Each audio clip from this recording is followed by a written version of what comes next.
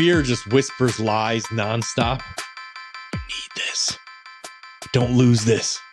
Do not drop the ball here. Discount whatever you got to do. Discount it. It's the weak salesperson's cheat code. And once you start negotiating with fear, you lose every time. We never beat fear when we start negotiating with it. Welcome to the Waste No Day podcast, a podcast specifically for and about the home services industry as it relates to plumbing, heating, air conditioning, and electrical. More than a podcast, Waste No Day is a credo, a determination, a mindset. It is a never-ending discipline. It is a refuse to lose pursuit.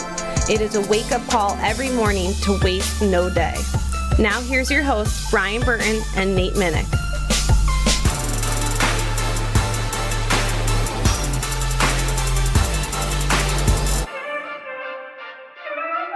Hey, welcome to another episode of the Waste No Day podcast. Your hosts, Nate and Brian, looking forward to another great episode.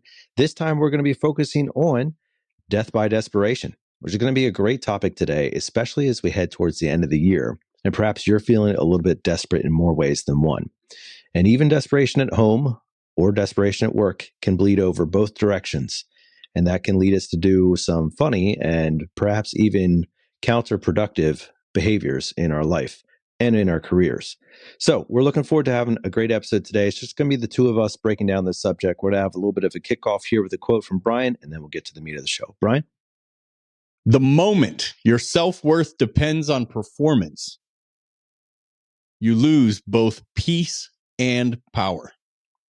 Dr. Robert McDonald, the founder of the IR theory. Oh, man. IR theory. Love that stuff. I remember that from the good old Sandler days way back. Yeah, buddy. That was 10 years ago. I think we were really diving into that in Sandler training. We were with Mr. Ed Staub, who's been on the show before. He wrote the book, A Life of Balance versus Imbalance. Mm-hmm. And we used to really dig into the IR theory, which is the I is your identity, who you are, and /R.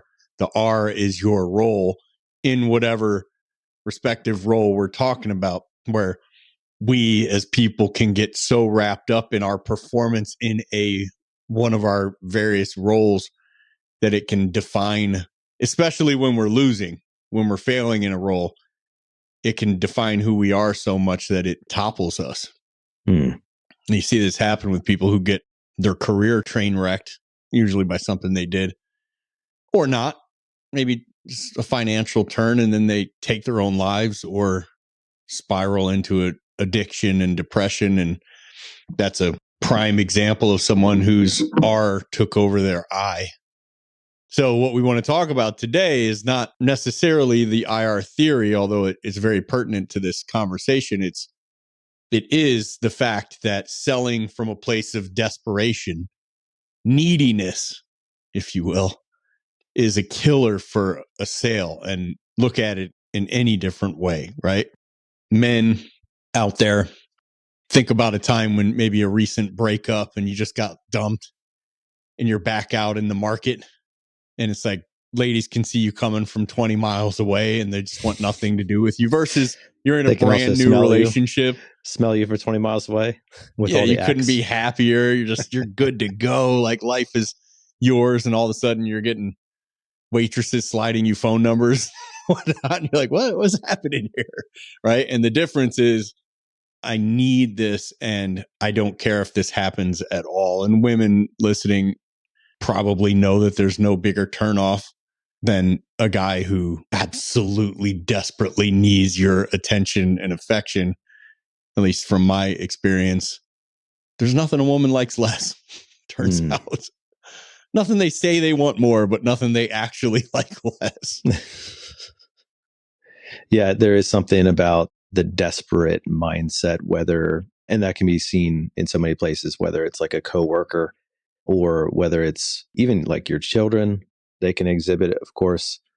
But it's so much easier to spot desperation in somebody else than it is to spot it in yourself. And I don't know if that's a willful level of ignorance, meaning that maybe you acknowledge it to some degree, but you just choose to overlook it, or it's just, an aspect of being able to see things more clearly when you're looking at it somewhere else than when you're looking in the mirror, which we so infrequently do. But you can see desperation in other people, and it's typically a turnoff no matter where you see it, because it just spells neediness, right? And like, you think of if you have kids, you think of that kid who like just won't detach from mom type of thing. They set up a play date or something like that, and it's just like hugging the leg, and it's a neediness, but it's not a level of independence. It's a level of dependence or codependence. And that is typically at best neutral and at worst very harmful to individuals, including both parties. You as the one who is demonstrating neediness, and everybody around you, because you're bringing them down with you. And I tell you what, like I was just reading the news tonight, and as this records, Antonio Brown, the former Pittsburgh Steelers and Bucks player, is being extradited back to the United States for attempted murder. What? Yeah. You want to talk about a dude who just let his role and so many other things totally get in the way of everything else. Like you said, Brian, like it's become so destructive, and like you see people just go off the deep end because they allow their role and the fluctuation of that role to impact who they actually are. And when you do that, like, yeah, it comes out as neediness, or it comes out as desperation, or it comes out as depression, discouragement, self-doubt, and so many other variables about it. But rarely does it ever come out as something good. Even when you are sustaining in your role or like really excelling, if you do not have a high I, which would be your self-value, you're going to be walking around chest puffed out, boasting and prideful, because you're succeeding. And so you need to make sure everybody knows you're winning. And if you're failing, then everybody needs to know that you're failing, or you just get down in the dumps and nobody can get you out. But that's why the IR theory has always been impactful to me for a number of reasons, because it's so easy for us to attach who we are to what we do. Yeah, buddy. Speaking of attaching what we do to who we are, I'll reverse that a little bit. Let's hear from one of our amazing listeners. Yes. Every week we take the opportunity to highlight one of our reviewers who's taking the time to highlight this show. And I. Yeah, boy, that sounds a little bit hypocritical now that I think about it. So, Brian, who are we putting on this pedestal today? Well, I'm not listening to you. I'm listening to Jay Carr. Fresh, actionable content. 5 stars. Ooh, that was loud. I did a little different and cupped my... Yeah, it is loud. Huh? Yeah. Oh, there you cupped go. my mouth that time. 5 stars. It has been said that you first lose big, then you lose small, then you win small, and then you win big. Brian and Nate help you shorten the time between the stages. Their guests offer fresh, actionable content that can be immediately implemented. One of our techs listened for the first time, and he went out and sold 3 units that week. Oh, it was Jay Carr. Nice. Is that the end of the review? That's it. I don't know what. Yeah, mic drops on that. I want to hear more about this tech. What did he sell the week before? I'm assuming not 5 or That's fantastic. Yeah, awesome. Well, we appreciate it, Jay Carr. Yeah, that would be a good. I wonder who said that. That'd be a good quote for a beginning of an episode. I know, right? First you lose big, then you lose small, then you win small, and finally you win big. Jay Carr. Mm-hmm. Yeah. Well, hopefully we're shortening all the distances between all of those, and not just the losing side of the equation, Brian. Yeah. But we certainly have lose had many big, people lose small, lose big, and round we go.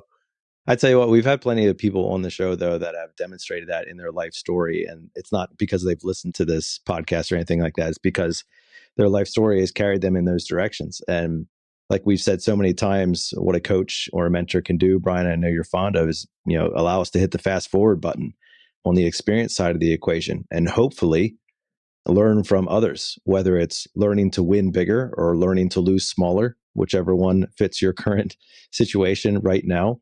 But it's bringing the future of who you ideally will become closer to the present and trying to shorten the timeline of what it's going to take to get there. And so I appreciate that, Jay Carr. It's kind of a nice setup for what we are going to be talking about today, especially with timing. Some of this self-thought, self-doubt, and desperation things that can really cloud our thinking. But yeah, we appreciate that. And of course, anybody who leaves us a review and all the people who've taken the time to share what they've learned on these episodes. We love the guests, man. It's time. We need to get some guests back on, Brian. We've been doing the solo show here for a while. We had Dylan Moya on Wiser Wednesday. You know who Dylan is? Yeah, man. The Brazilian Jiu-Jitsu brown belt. This close to his black belt, finally. $3 million a year out of a plumbing truck. Did Wiser Wednesday yesterday. And then he joined me on the live Thursday Q&A call that we do every week in bluecollarcloser.com. And it was a really good time because I actually was going into a little bit about what we're going to do on this episode. And I gave probably like 15 minutes of it off my notepad here. And I said, I'm going to scale it back now because I don't want to end up doing the whole episode. And then everybody on that call's already heard this whole episode. But then I got Dylan involved and we were overcoming some objections together. And the dude's a stud. And more, I realized I was mentioning that I haven't run a call in like 13 years. And I haven't done a ride along in many years other than recording software, listening to calls. But it was great to hear that it's still the exact same stuff in the call, right? And he's just out there running the game plan of how you deal with it. And in particular, we branched off into confidence, but it is the opposite of what we're talking about today because we're talking about desperation. And desperation most of the time is neediness, and confidence or the abundance mindset would be just the opposite of that. Like every other call I sells for a massive job. I don't care if I get this one, right? It just is what it is. I'm just here to serve you. That's an attitude that sells versus, oh, I need this, right? And what I had written and said, although it didn't come with a thunderous applause on the Q&A call tonight, which I thought it would. I said, the more you chase the sale, the faster it runs. Yeah, it's good. Hold on. Let that breathe for a sec, bro. It's a Brian Burton quote. He said, the faster you chase a sale, the faster it runs. Oh, man, we got to get that on the internet so some other podcaster out there can be like, dang, it's coming. I'm sure. That's a good one. Yeah. Alex Hermosi's already quoted it. Man, that was fast. But that's the rule that we're not taught. It's like we can have I don't know if it's perfect, but we can have the perfect script, quote unquote, whatever that means. A phenomenal product, the homeowner doing their nodding puppy dog smile thing the whole time. Like, this makes a lot of sense. But if we smell of desperation, they feel it before we ever ask for the sale. If you actually ask for the sale, and odds are you don't. But homeowners like us in whatever sales situation we're in, where we're the client, do not buy from needy people. We buy from confident people who make us feel safe in this situation. And nothing feels less safe in that type of situation than a technician who's trying too hard to get a sale, right? Because if you're pushing me into something, I have to feel like it's bad for me. I have to. So we walk into a home thinking, man, I need this one. I got to have this one. Can't leave empty-handed. My conversion rate's in the toilet. I'm not going to pay my truck lease this month. And we're thinking that kind of thing on the way in, and we've already lost because our whole presentation in terms of our face, our voice, our body language is coming from a place of fear instead of service. And we're not in the fear industry. We're in the service industry. So our tone changes and we don't even know it. And we talk faster, right? Our cadence speeds up and our time between words shortens and shortens. And oftentimes we'll get that nervous, weird body language, like with the folded arms and the hand in front of the face and the covering the jugular. And we don't feel it, but it's happening. And that one killer of the dating life, we get way too agreeable Everything they say, we agree with wholeheartedly. We over explain, and worse than anything, we chase. And chasing's not selling. It's like it's begging with a water test kit. Because desperation's going to repel at every point. People aren't buying from someone who needs them. People buy from someone who chooses them consciously. Whereas a confident technician or salesperson walks in calm, relaxed, and they present with hopefully saying things like, hey, whether you decide to move forward or not, my job is to give you the best information possible so that you can make a great decision. And one thing I like to say in a truck all the time, hey, whether you use me for this job or your regular plumber, doesn't really matter to me. The important thing is that you get this done, right? And the reason I like to phrase it like that is most of the time, like high 90%, clients would like jump in like to rescue, oh, you guys are our plumbers. We would never use anybody else. And I'm like, oh, okay. Well, now I got them essentially begging me to be the plumber. But that right there lowers pressure, right? Releases pressure. The trusted advisor, so to speak, not the pushy, aggressive salesman reeking of that commission breath. The difference between the closer and the chaser certainly isn't technical skill. It's posture, it's tone. The closer knows his worth before he ever knocks on the door, and the chaser walks in hoping the homeowner gives that worth to him. Desperation comes from scarcity. That lie feeling that there's not enough calls, there's not enough jobs, there's not enough opportunity. But pros know the truth. There's always enough for professionals who keep their energy right. Those guys always eat. No matter what's going on, they're eating. Because people can feel it. They can feel when you're confident, and they can smell when you're scared.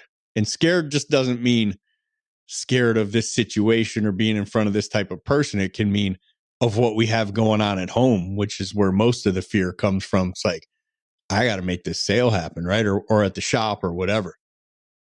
And this past weekend in Fort Lauderdale, we had over 100 technicians show up at the Waste No Day boot camp, our biggest event yet. We've never actually broken 100. Yeah.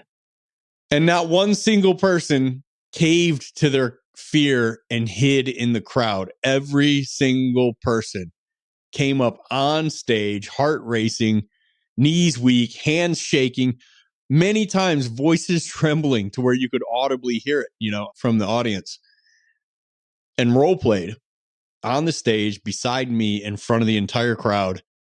Like, well, kind of like it was their job. I guess it was their job. And that's courageous, but it's not courage as much as it is growth. They got up there, and I do mean some of their voices were shaken in a way that you couldn't. I bet 10 different people commented on how confident they were in their chair and how much different of a world this is standing on the stage looking at everybody. And it sounds like the most nerve-wracking thing that could ever happen. But I'll tell you, man, I asked as many people as I could. In particular, we had a young lady named Aubrey. She's just seated right dead center right in front of me. And the person that's the closest to me is going to get the brunt of the picking on. And so she was my client every time I needed somebody, mostly from her seat, but occasionally up on stage. And she was pretty terrified up on the stage. And I asked her publicly, and most people that I asked was just one-on-one, but I asked her in front of everybody, are you glad you did all that? And she said, absolutely. And I said, would you do it again? She's like, I don't want to. But yeah, I'm glad I did. Points for honesty. Yeah, and that's what everybody said was like, man, I'm so glad I did that. And a few people told me they were planning on, if they got called to role play, just to politely declining and saying, no, thank you. But the amount of people who went up with hands shaking and voices trembling and did it told them that they could do it too. And they came up and overcame it. And it's funny, after like 45, 60 seconds, nobody's trembling anymore. And I don't know if it's you forget the crowd's there, or you get used to the crowd, or you get this shot of confidence when you nail something, because everybody did really well at something, but it just fell off. And by the end of it, they're just up there killing it. And it sucked for some of them because there were probably a dozen bluecollarcloser.com members of our training community in there. And they freaking killed the role. They know all the content, right? It's all in the classroom. They just got up there, just aced it, man. And then you would have to go after one of these guys, and you've never heard a word of this. And they come on to our live role plays on Mondays and Wednesday nights. We do a live role play call, and anybody who wants to can get in there and role play. And they do that, so they've owned quite a bit of it. And they got up on the stage and just crushed. And then you would see, you have to go now after this guy just got a 9.5 out of 10. Yeah. And then I had the buzzer, right? So I have the buzzer against the microphone. And if you're doing your credibility statement, you're like, and I've been a plumber for, if you say or I buzz. And let me tell you something, as you're about to find out. It's not a quiet, like, you barely notice it thing. That was actually, I have my phone turned way down. Here you go. Sounds like a prison gate opening. That's what it sounded like. I know like people who are at that boot camp that are listening to this right now just had like some crazy nerves go off. PTSD right there. Yeah. Just glitching in the truck right now. I'm telling you, we didn't use a buzzer or anything back in the day when we would role play in Lancaster, but we use it a buzzer or a bell. We use it every single role play now. If someone says or one of the fear words, if you say price or sign or contract or any of our however many, 3 dozen-ish fear words, you get buzzed right there while you're talking, and you have to back up and do it again. And nothing makes you want to say like someone buzzing you in the middle of your sentence. So it's just bzz, oh man, I can't believe I did it again. Bzz, oh, for crying out loud. It's like over and over. And they're doing this on stage, man, and they're still composing themselves. And I'm guessing this probably helps you forget about the audience at some level. But what are we trying to do with the Well, we're trying to become conscious of it, not just torture people. We're trying to make sure that we know when it's about to come out of our mouths and pull it back in. And instead of saying, like, and filling, we just take a pause and just let everybody's heart beat for a second. Mm-hmm. Let a little anticipation build in what we're about to say next. And they understood quickly that there's no consequence whatsoever for taking a beat and thinking. Everybody just grows in, and like you're hearing pens click and paper slide around, and you would see someone go, not, and they take a second, and all of a sudden you don't hear anything. Like the pens won't even click. And then the person would finish their sentence, and the confidence would just skyrocket, man. But it was wild to see. No desperation. And then I should make some posts out of it, but I'm getting a lot of Instagram messages from this group, but a lot of people are texting me on Instagram with biggest sale they ever made. Went 3 for 3 the first day back from boot camp, and all these kind of things that we usually get, which is great to see. But I'll say, man, Dylan Moya, he's in bluecollarcloser.com now, and he made a post this morning. He said, I just want to say to all the people who are out there that were at boot camp, like, you're excited, you're high right now, you're going to kill it for a minute with that new content, but understand that the work has to be done. You have to now internalize that content and make it your system that you do every day, no matter how energetic you feel. Because you're coming down from this. This isn't going to last forever. Maybe, you get me once a week on Waste No Day, it'll help, but it's not forever. So he made a great post about that and said, don't trust the energy. The motivation won't stay. Trust the discipline. Trust the structure, because the structure works. Yeah, and we've done a couple podcasts recently about discipline. It's so true. Yeah, we saw composure on that stage that really impressed me. Confidence, not starting, but almost every time at least every time I can think of right now, it ended in a confident manner where, you finish and the room erupts in applause. And the worse you do in the beginning and then better by the end, the bigger the applause is. And they're like, yeah, man. And they come down and they're getting fist bumps from me on the way off the stage, chest out, shoulders back. What's up? Head nod. I'm like, yeah, we saw pros really learn to do things they haven't done before without any sort of desperation for anything, right? And the ironic piece is when you stop needing the sale, you start getting a lot more of them. That's why the hot hand gets the lead, because the hot hand's walking around like he or she doesn't have a care in the world. It's like, so what? Maybe I will, maybe I won't. I don't care. I'm way past my monthly quota, man. I'm like, I'm almost double my monthly, and all of a sudden they sell everything they come in contact with. The Midas touch.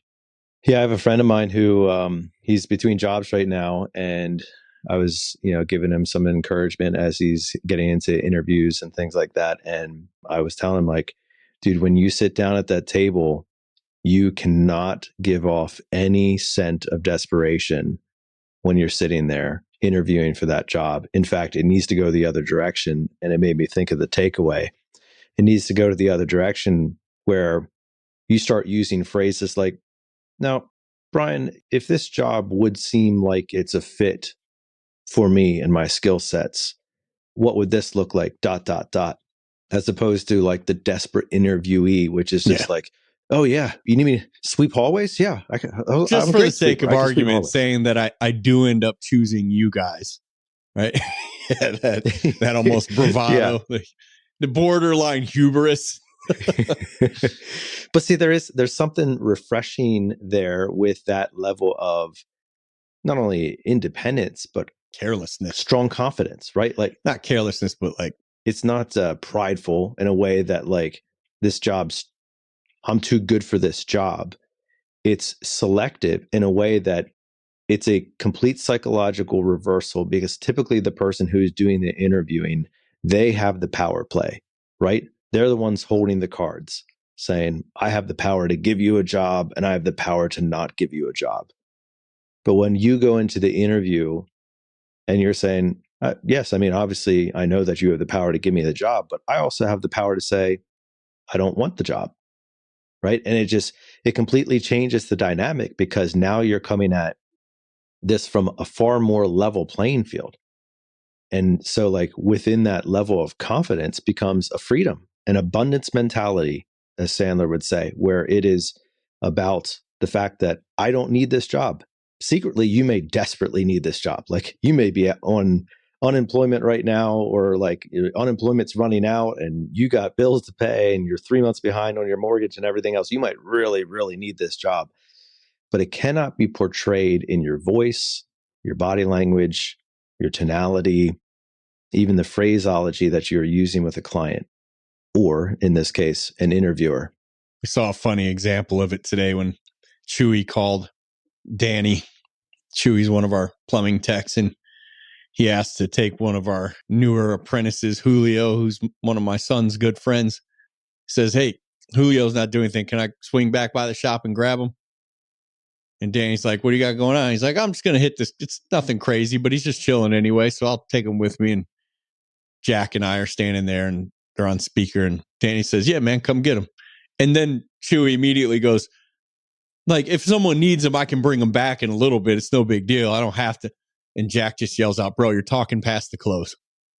You already got it. Like, stifle that nervous energy. But that's it. The desperate guy talks too much. The desperate guy goes into full, I have to convince you mode, where confidence just asks quietly and then sits back and waits for the response. Because silence, as we saw so many times over this past weekend at boot camp, it's not awkward when you believe in your value. Silence seems like it's going to be awkward, but it's actually not in reality. Got a lot of people hitting me up about the next boot camp. way more than ever before. So I'm guessing people are talking about that one. But yeah, we don't have any info on it yet. But I'll tell you, man, there's a lot to get from bluecollarcloser.com other than that whole live aspect. Everything is in there. And Travis made a post today about he uses our question of how we ask for the sale. And he's like, I shudder to think how many sales I lost before joining BCC because I use this question now and it closes so many times and so effectively. And he was on the Q&A tonight and I had him push that out a little bit. And he said, yeah, man, there are times when I'll just be like, well, this is a wash. Like this call's going nowhere. So like, what do I have to lose? And he'll just throw the closing question out and people go like, yeah, throw it in, man. Yeah, you're right. Let's just get it done. And he'll just be laughing on his way out to the truck. Like, what? Get away. I thought this was done. Yeah, that'd be our guy, Travis Carey. Yeah. Appreciate the post in there, buddy. I told this, not really a joke, but story at boot camp.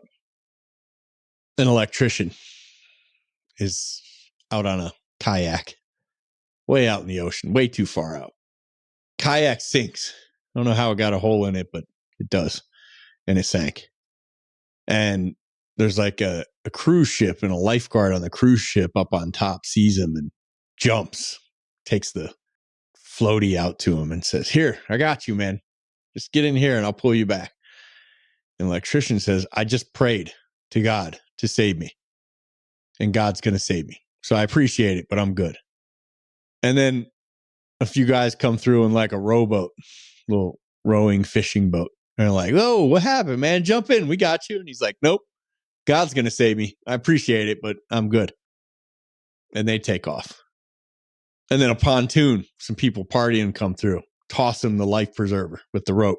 Grab it, man. We'll pull you up. And he's like, nope, guys, God's got me. Electrician, unfortunately, passes.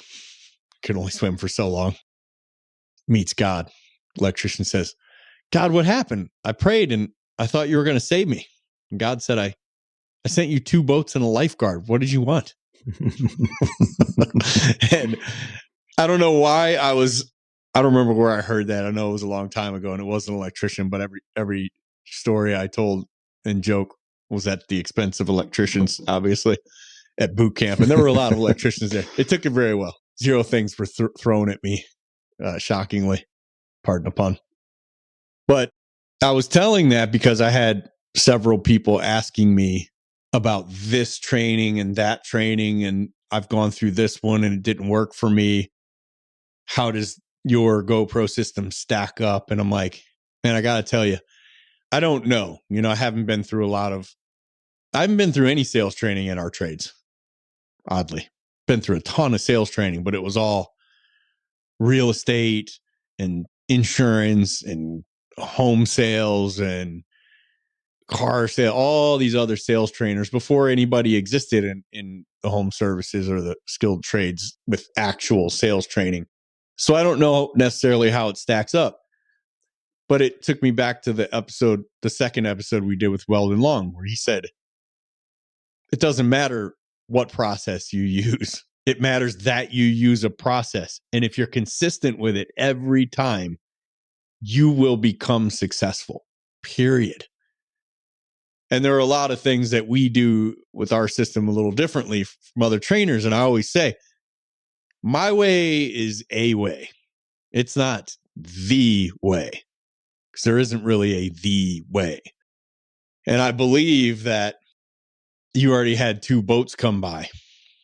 If you've been through all these other sales methods or processes or whatever, and maybe I'm just a lifeguard. But what are we waiting for?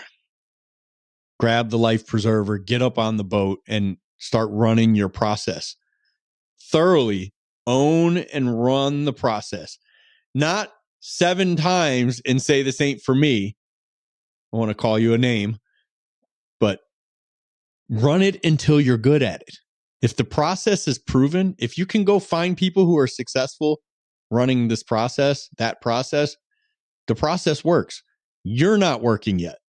And it usually just means you haven't run it long enough or you haven't really dedicated yourself to it. You're one of these sprinkle cats. I sprinkle a little bit of the process here, sprinkle a little bit more of it over here. My personality's so good, I'm not going to adopt the whole thing. That's why you got a 40% conversion rate, because you're natural. You're not that good. There wouldn't be a process if people could just go wing it and crush it. So pick the boat, lifeguard, pick one, adopt it wholeheartedly and run with it until you're successful with it. And you will be successful. They work. And if you don't have one, bluecollarcloser.com. Hop up in there. Come and see us. That's sound advice, Brian. And I think really timely, especially as we are wrapping up this year, and something that could really set the stage for a successful 2026. Don't wait to the calendar to turn before you begin investing in yourself. Oh, yeah. Now, Brian, I want to get back to something that you said a little bit ago about commission breath or some variation of that. You know, if you are in the market, as they say, and you are trying to fetch a lady, or perhaps you're more of a business oriented person and you're just like conscious of how your breath smells, you might use the old face in front of the mouth. Check, right? And that gives you that quick level of confidence or awareness that something needs to change.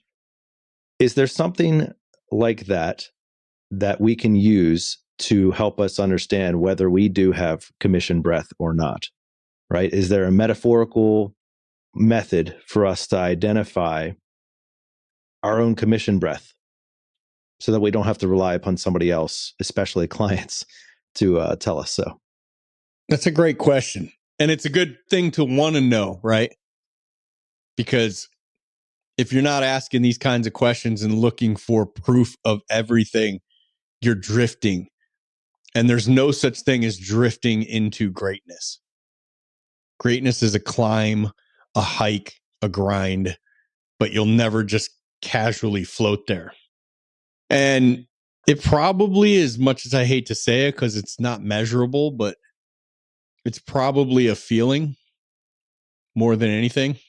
How do I feel walking up to this door, right? Do I feel like in some small way I own this house and they just live here?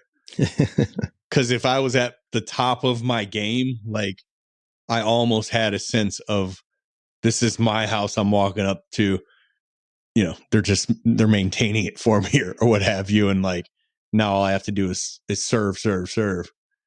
But if you're walking up with a feeling of calm authority, you're probably in a good place. But if you're walking up with a feeling of nervousness and uneasiness, that could very well be a sign of desperation. And I did want to talk quickly about the, mode of desperation or the psychology of desperation. Because you ever notice the desperation doesn't start in your mouth, right? It starts in our brain. By the time we and vomit out the wrong thing, our thinking has been wrong like way before that. Because oftentimes you say something stupid and you go, right? I just said that. Like Tom Hopkins always used to tell the story on stage and probably in most of his books too about his worst day in sales. And he had totally blown this sale already. They're sitting at the office and he's trying to close this deal and a fly is buzzing around in between him and the wife. And he finally just grabs the thing in midair and he looks at his hand like, oh my gosh, now what? And he, without thinking, he just opens his mouth and tosses it in there and then swallows. The look man.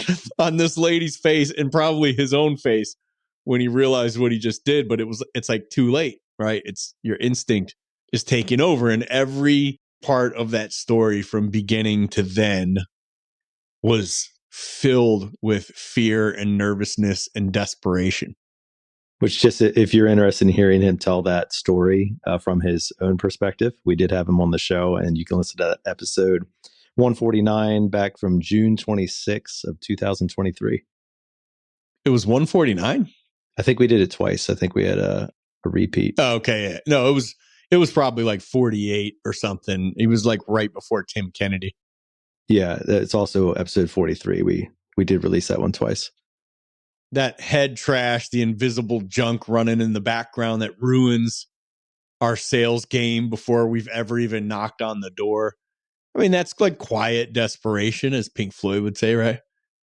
It's just fear in disguise, fear of rejection, fear of failure, fear of not paying the bills, fear of being below the standard at work, fear of how your significant other is going to feel if you go one more day without closing anything decent, fear of how your client's going to feel about you if you find some big problems. And like so many clients before, they don't believe you and don't do anything. And then they have a big issue later and you feel like a failure.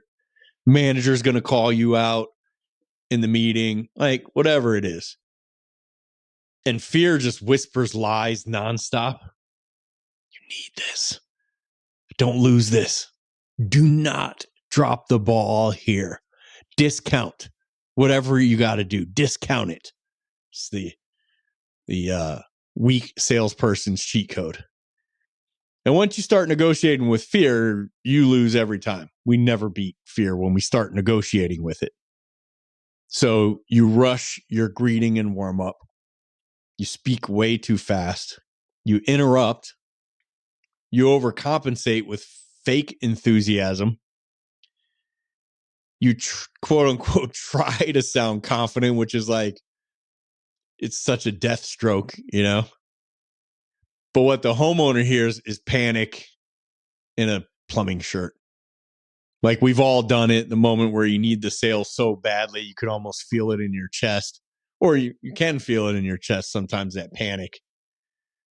And what happens is the client says, we'll think about it. And oftentimes, when you're like a good person and a likable person and they really did enjoy their time with you, but they just can't get there with you because you're putting off vibes that make them not trust their money with you, is they hit you with that, you're a great guy, you're a great salesman, you're going to do great, we just need some time.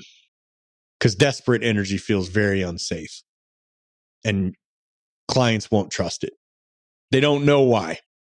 They're going to tell you all kinds of things and they're not lying. They just don't know the real answer.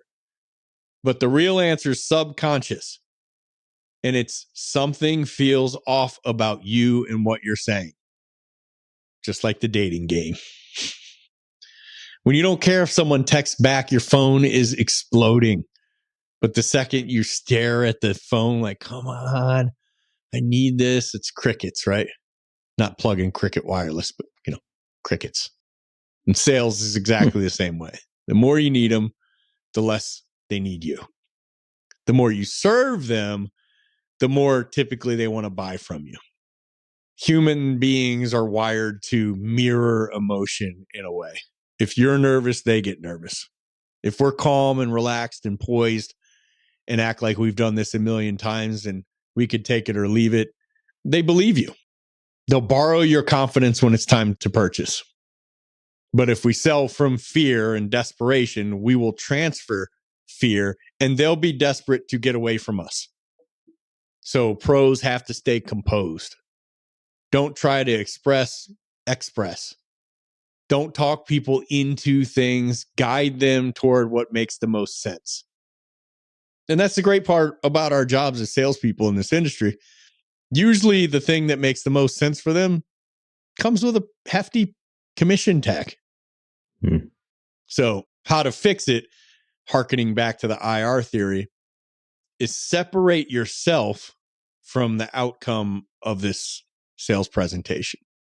You aren't your close rate. You aren't your opportunity average, your average ticket. You're not your daily revenue. You're not your last yes or your last no. You're the professional in the home, and your value isn't determined by the last customer who ghosted you. One of my favorite things to say to myself before the big presentation, and a similar one that I'll do before going on stage, but at the door, I would say, I don't need them to buy. I need them to understand. And understanding just meaning like whatever it is that I'm going to be showing them. So I have to make sure, one, that I'm gentle, that I'm putting it in language they understand. I always harped on using analogies to draw parallels to things that I knew they understood. And the more I thought about that kind of thing, like how do I come up with an analogy to make this make sense to them, the less I thought about how they felt about me and how I felt about how they felt about me, which is such quicksand to get into. And it just made the sale that much easier. You just kind of forget it exists. I appreciate what you're saying there too, Brian, because there's a level of confidence that comes with that thinking, and there's a freedom in how we conduct ourselves that brings a calmness to the situation. A number of years ago, my wife and I were outside on our driveway, and this is just me expressing a poor parenting moment. So if you are a parent, you'll probably understand. So we're outside on our driveway and just like doing something and playing around with the kids or whatever, and look up, and my toddler is standing on the roof of our house, like not the second story roof, but like the porch roof that came out of the middle of the house where there was a window that he had managed to crawl through and was standing on the roof of our house. Fully expecting you guys to be proud of him for this. Oh, this was very cool for him. This was great.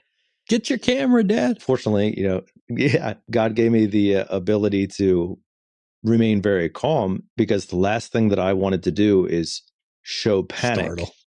Because I knew if I showed panic to him, fear would potentially transfer from me to him, in which case, that calls him to seize up or like jump or like, who knows, slip, whatever. And so I basically just stood there and maintained a conversation with him, oh yeah, okay, yeah, whatever. As my wife ran inside and like quickly got up to the other window, and I'm just like, hey buddy, maybe back up a little bit, like, just kind of walking him through that. But Sarah goes and grabs the fishing pole with the treble hook. Yeah, there's a level of calmness to the situation that is disarming, right? And so to your point, like if you walk into the client situation and you're giving off vibes of fear or desperation or panic or any of those things, like what do you expect is going to happen? Not good. Like the best case scenario is that they buy from you and then immediately regret it.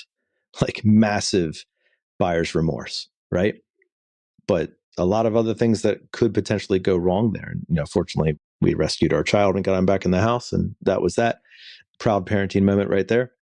But from a sales perspective, the strength that comes from calmness when you walk into a situation can hardly be calculated. And your ability to have a freedom and autonomy from the attachment of commission is not only confidence boosting for you, but it's pressure relieving for the person that you are talking to. The ability to speak to my toddler on the roof with a just calm tone. Hey, buddy. Yeah. Wow. Okay. That's pretty cool. Yeah. It's pretty neat up there, isn't it? Greatly reduced the pressure that he didn't even know he was supposed to be feeling, but probably subconsciously had going on, as opposed to me trying to tell him, like, you got to do that. You got to get back. You got to buy this product. Right. And you're delivering that sometimes in ways that you don't even necessarily understand that you're doing, simply because you can't smell your own breath and you've become nose blind to how you're communicating. Yeah, that's a tough one. When I tell my kids, say, did you guys brush your teeth? Like driving to church. Did you brush your teeth? You get that very shy nod. Yes. Like, no. Huh? No, you didn't. Your breath stinks. No, it doesn't. Take my word for it. Right. Yeah, swing by the gas station, get you some gum now. This is good, Brian. And I think especially, again, as we're heading towards the end of the year, 2025 will be wrapped up here before we know it. There could be a level of desperation in our listeners, from maybe you didn't hit the targets that you wanted to this year, or maybe you're thinking about Christmas just like your client is, and you're thinking about what bills and what presents and everything else come along with that, as well as all the holiday traditions that cost money and everything else. And then, of course, the post-Christmas blues of all the credit cards hitting in January. Or maybe you're like, you got that vacation that you're really shooting for and you're falling short of how you're going to get there. There's so many pressures that can creep into, in many ways, our financial situation that drives us to levels of desperation. Properly challenged, it can be motivating, but improperly allowed to maintain a place in your mind without paying rent is, I think, what Brian is really driving at today. And it's that level of desperation unchecked that can cause significant problems for you and in many ways have adverse effects from what you really were hoping to accomplish with them.